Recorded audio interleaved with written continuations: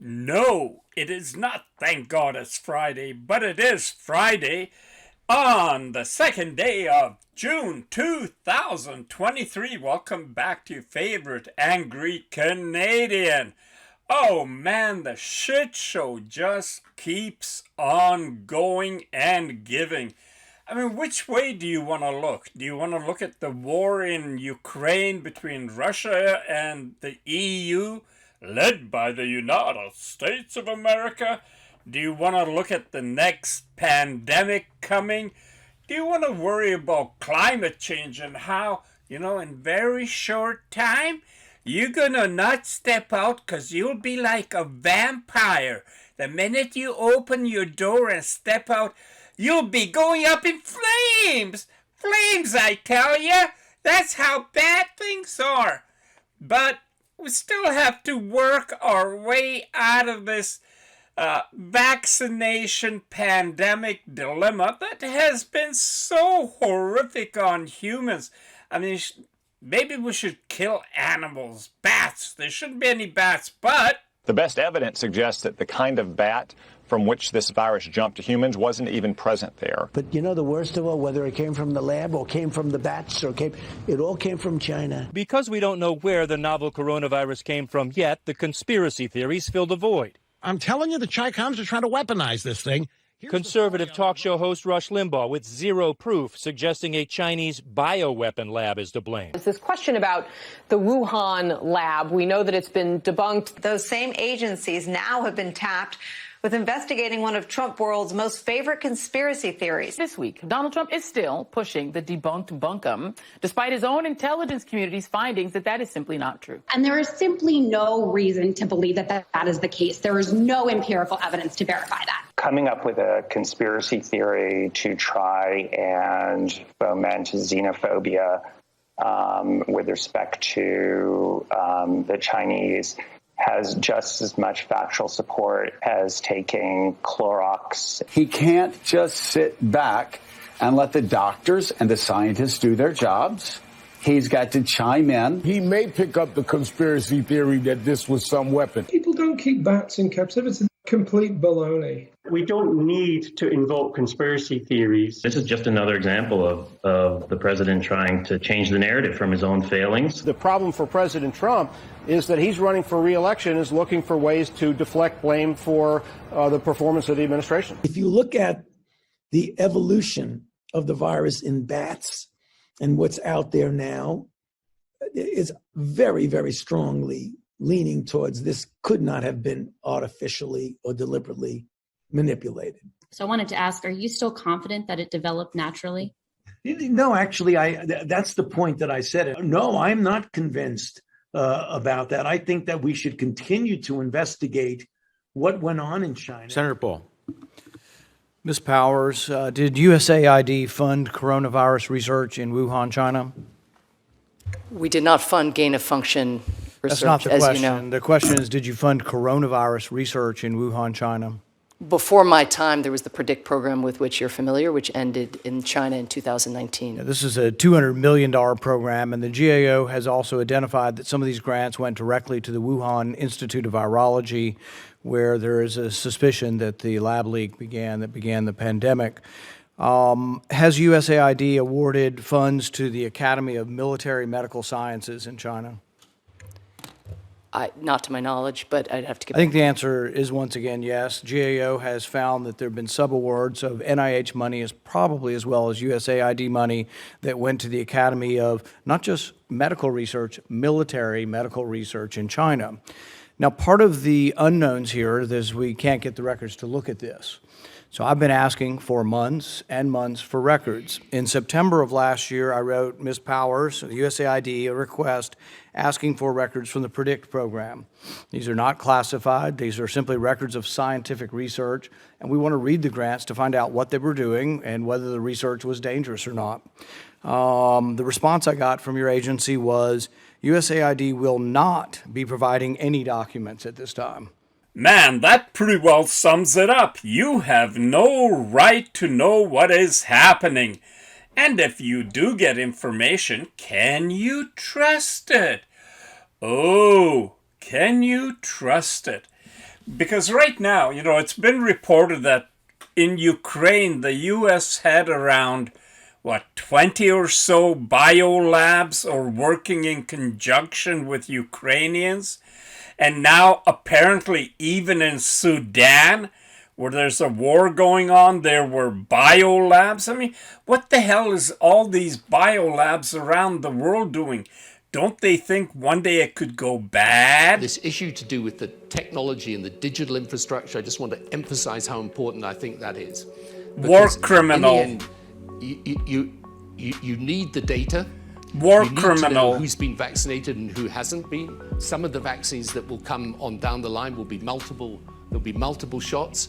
So you've got to have war criminal for reasons to do with the healthcare more generally, but certainly for a pandemic or arrest this bastard. For vaccines, you've got to have a proper digital infrastructure, and many countries don't have that. In fact, most countries don't. You will always have conspiracy theories when you have very challenging public health crises.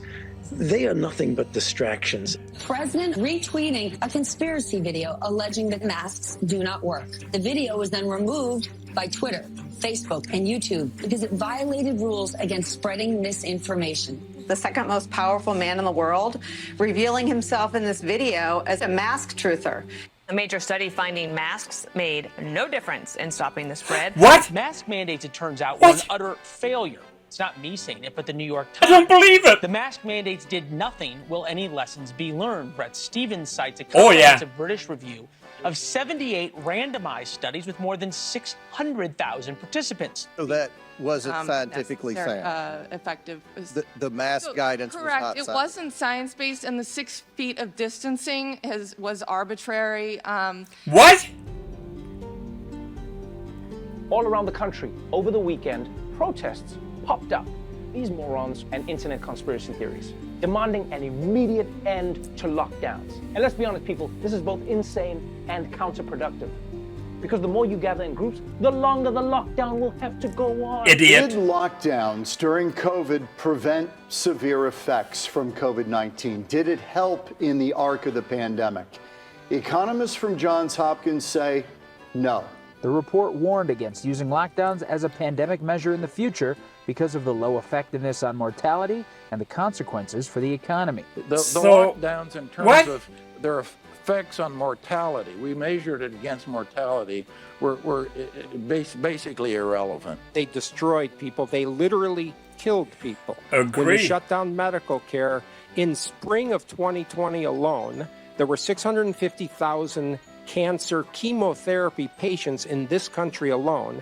Half of them didn't get their chemo because they were afraid. They were told it was dangerous to go to a medical facility. You weighed in on a theory that's been floating around that perhaps the number of fatalities related to COVID-19 is being inflated because people are actually dying of other things. Disinformation. What's your read on that theory? Misinformation. You know, Savannah, there is absolutely no evidence that that's the case at all. You know, I think it falls under the category of something that's very unfortunate, these conspiracy theories that we hear about. Even though Trump wackos are doing conspiracy theories saying those numbers are padded. What should we say to people who conspiracy theorize about an overcount of the deaths? Where's he now? Now to my conversation with LA County Health Director Barbara Ferrer, who last week acknowledged the county may be overcounting COVID deaths by as much as 20%. Could it be a secondary contributing cause? So, for example, somebody with kidney disease, COVID then pushes them over the edge to have kidney failure. That's COVID as a contributing cause. And then the third is COVID as an incidental finding. So somebody coming in with a gunshot wound or a heart attack and they happen to test positive. Now, part of the conspiracy theory is that the disease started in a laboratory. What a moron. Just weeks ago, Dr. Another Anthony Fauci one. rejected the conspiracy that coronavirus was man-made in a lab in Wuhan, China. And yet this week, Donald Trump is still pushing the debunked bunkum. A lot of people on the right love that phrase, escape from the lab, because it sounds like something from a Marvel movie or a comic. Yeah, he Everyone escaped who from a believes lab. Conspiracy is saying that he came out of a lab in Wuhan rather than through food at a market. And he continued to push a conspiracy theory that has already been debunked by our intelligence community. This whole notion that the coronavirus was developed in a Chinese lab. That has been debunked. There's a report today that another intelligence arm of the U.S. government, this is inside our energy department, has joined the FBI in concluding that COVID began with a lab leak in China. Is that I don't know who to trust. Yeah. Right? I certainly don't trust reporters. Because reporters treated this initially as if it was nothing more than a crazy, unhinged conspiracy theory. Yeah. So who do you trust, right? You can't trust the legacy media outlets because that was their narrative. It came out of the city that has the Wuhan Institute of Virology, a Chinese lab that worked on coronaviruses. Idiot. And that is an awfully large coincidence. Now, a lot of us have been following the debate about the new powers that the World Health Organization is seeking and the international cooperation that it is seeking, which could result in powers which many think would be dictatorial and oppressive from the World Health Organization. And there is a debate going on about this now. We thought we would introduce targeted isolation, targeted protection of the most vulnerable. The application of personal responsibility, not mass lockdowns. That wasn't part of the plan. But we threw that plan aside immediately, and we went for exactly what everybody else around the world was doing. Almost everyone, never forget plucky Sweden. So what we are seeing now, crucially, is the World Health Organization not just setting itself up as responsible for identifying pandemics, but also for the responses worldwide to those pandemics. These amendments recognise the WHO as the guiding and coordinating authority of international responses to public health emergencies of international concern. And of course, we know about the WHO, we know its unaccountable nature, the Director General appointed through an opaque, non-democratic process, too much power for international pharmaceutical companies. And these regulations propose the creation of a vast public health surveillance mechanism at public expense, but also, if the WHO itself has anything to go by, it would be substantially funded by the pharmaceutical industry. And crucially, as my friend from Don Valley just mentioned, it proposes that the existing powers for the WHO to make recommendations about what countries should do should be upgraded from non-binding to binding recommendations. So it amounts to a vast transfer of power to the WHO. And what would these new regulations enable? Legally binding obligations on countries to mandate financial contributions to fund pandemic response activities. It could require the surrender of intellectual property and technologies. It could mandate the manufacture and international sharing of vaccines. It could override national safety approval processes for vaccines, gene-based therapies, medical devices, and diagnostics. How would you give way? Thank you for giving way.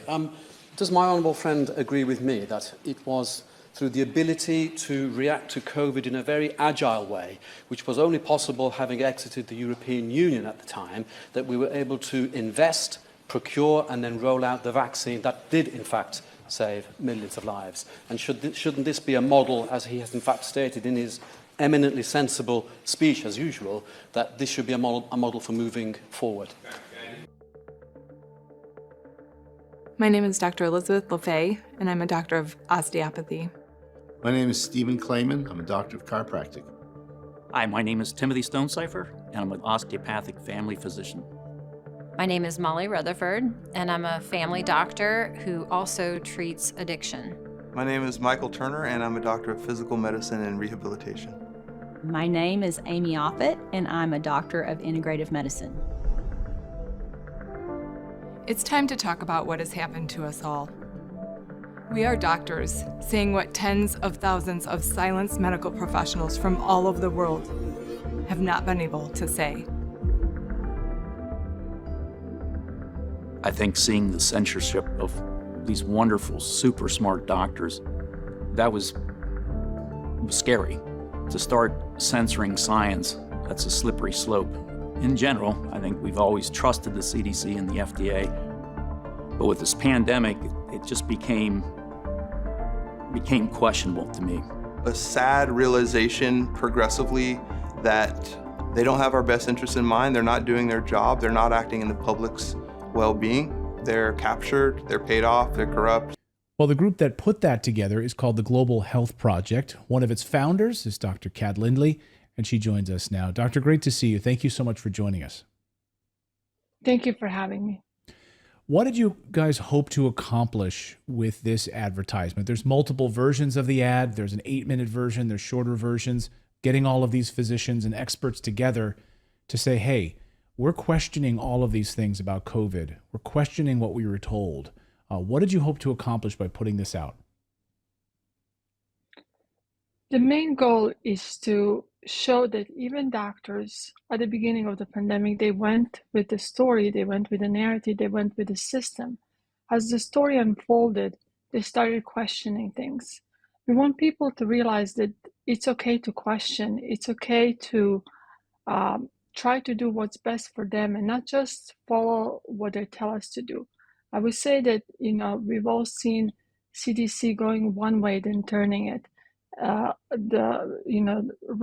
Walensky with her statements, it's safe, it's effective, all of those things. And I think the most important thing is for all of us to question things, not to just buy into the narrative, and to do what's best for our families. You're specifically referring to when CDC Director Walensky testified in Congress, I think it was last April, and we were all like shocked. I mean, our mouths were wide open because she said that mRNA injections marketed as COVID-19 vaccines do not stop the spread of the virus. But of course, that contradicted all of the claims during the pandemic that was urging people to get the vaccines because doing so would reduce the transmission of the virus. And here she is testifying, admitting, no, that's not what they were doing. That's not what they were doing at all. It was an unbelievable moment. It was, for me, the moment that I knew that we can't really trust what's happening was actually the masks. It was very early on when they said you have to wear the pretty much the spacesuit, the whole gear, and then they ran out of it. It was an N95 mask, then they went to surgical mask. But when CDC said that you have to wear a bandana, that's kind of new when the narrative is falling apart. Because for anyone who spent any time in the hospital, we know exactly how you need to protect yourself against any kind of infectious agents. And when it comes to viruses, these molecules are very, very small. So when they started saying bandana, that's when I knew early on that, whatever comes out of their mouth is not something I would trust. I would have to question it. Yeah, put a bandana around your face or a T-shirt if you don't have an N95 mask, and that'll stop it. It was ridiculous. So then these doctors started questioning this. They started saying, wait, and they started raising the alarm bells to politicians. They started sounding the alarm. There was a number of doctors, of course, who had long-term alternative treatments which had won the Nobel Prize, which had been existent for many, many years, and they were finding great success with that. Dr. Peter McCullough, friend of the show. And then these doctors started raising the alarm bells, and they were silenced.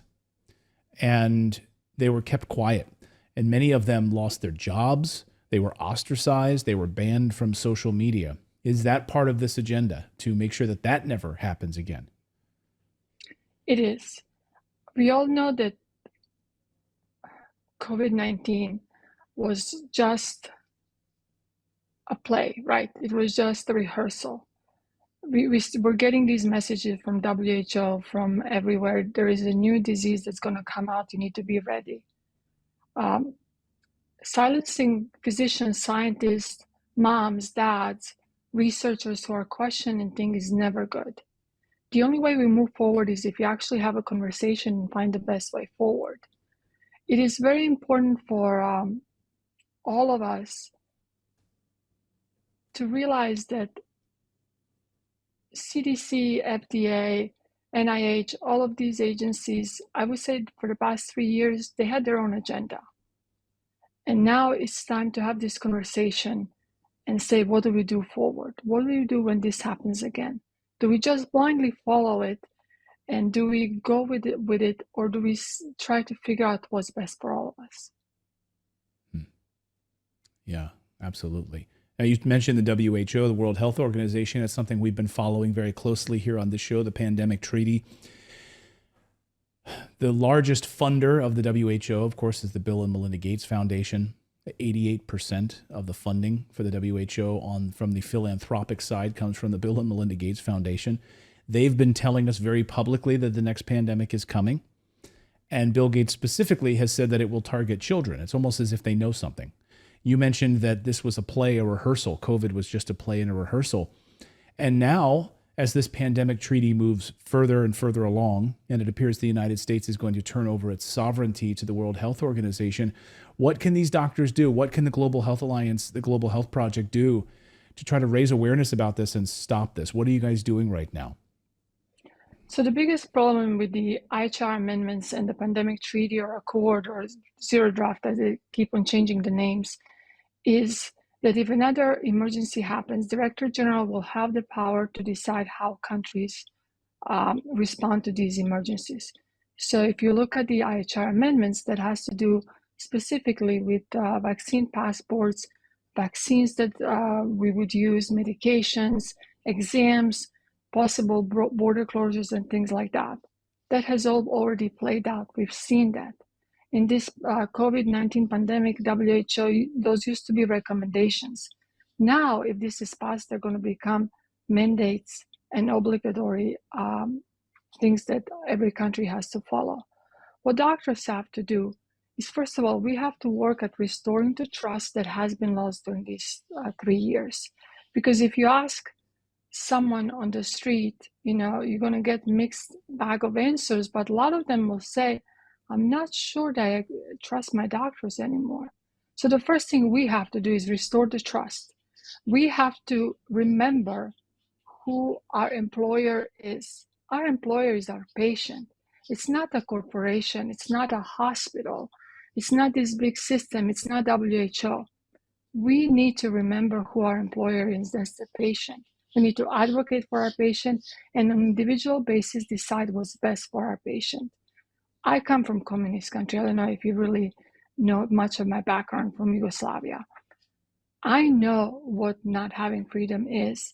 And mandates that we had these past 3 years, and now that they're starting to pass, that's not something that any country should allow. That's not something that any physician should go with. Having vaccine mandates, one size fits all, is not the way we were taught medicine. So what we're hoping to do as the Global Health Project is remind physicians that it's okay to question what's happening and to remind them that they took an oath to do no harm. They took an oath to protect our patients. They took an oath to be a voice to our patients. And for the public, what I'm hoping is that they will use these videos and share them, show them to their doctor and say, what did you think when this happened? What would you do now? And will you do what's best for me? That's powerful. Of course, one of the big problems has been these boards and these hospitals who've fired many of these doctors under pressure. Again, I bring up Dr. Peter McCullough and others just as an example, the ostracization of these medical professionals. So it's one thing for the doctors to stand firm and say, I'm going to do what's best for the patient. But when they have this enormous pressure from the hospital boards or the university boards that are pushing them in some sort of direction, how do you stand up to them? One of the biggest problems in United States is that we went from being independent physicians to working for big systems. We started practicing what I call corporate practice of medicine. You have a big hospital, big system who tells you what to do. If you don't comply, you're going to lose your job. If you don't get the vaccine yourself, you're going to lose the job. So a lot of people went with this narrative. There comes time in your life when you have to decide, am I doing the right thing or a wrong thing? And I agree with you. The regulatory bodies are a huge deal. Medical boards are a huge deal. But the way you do that, you have to just fight back. Your patients will stand with you. When there are issues, they will call the medical board. They will send letters. These medical board, they're appointed by the governors of the state. So I think, it's not going to be easy. It's never easy to do what we're all trying to do, but we have to think, what is the future we want to have? Censorship, again, going back to WHO, there's a huge push for this misinformation, disinformation, as I call them, Ministry of Truth. It has to end. We have to expose it. Every day you have to just share a story. Go on Twitter, go on your social media, talk to the barber in the shop, talk to your taxi driver and tell them what's going on. Because you'll find that most people think like you. Mm-hmm.